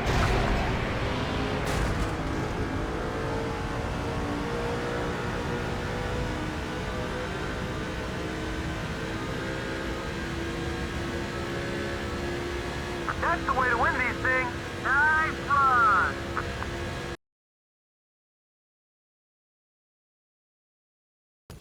Scott, your first Daytona 500 experience had to be special, leading the race up front all day long. Yeah, it was the greatest experience of my life. Going into the biggest stock car race of the year and getting to lead laps and having a strong finish was a real exciting day for me. Now, you and your crew chief used a little pit strategy late in the race to get up front. What did you think that was going to work like? I was real excited at first coming in and taking 2 tires, getting track position, and after I got out and didn't see anybody in front of me or behind me, I was kind of worried about it and really just trying to hold them off for the last few laps, and weren't able to do that. Well, you still hung in there and had a great finish. Here's your challenge, though. What you're going to do is start in 4th position on the track. You're going to be behind Scott and the 2 leaders and a lap car of Kurt Busch. Can you work around those cars and get him the win in his first Daytona 500? Get in the game. We're in third. Time to make your move.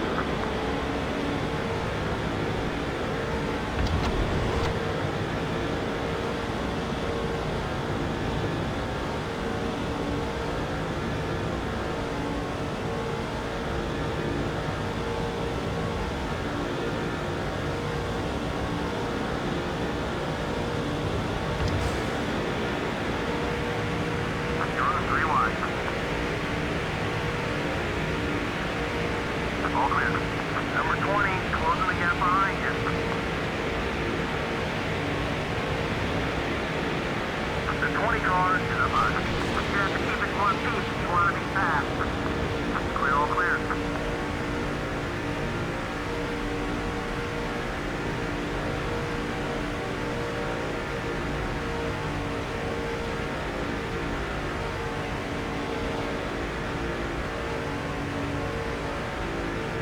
Busch is outside. Still there. Still hanging on. Clear.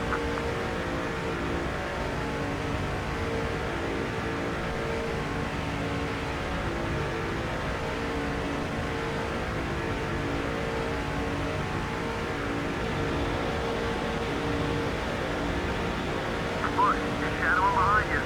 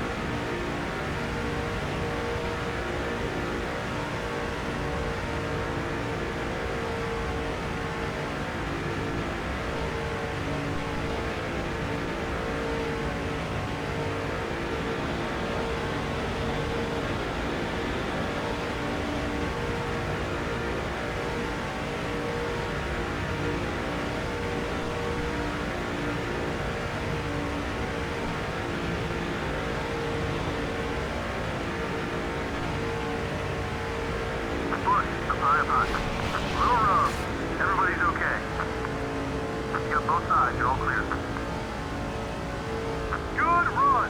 You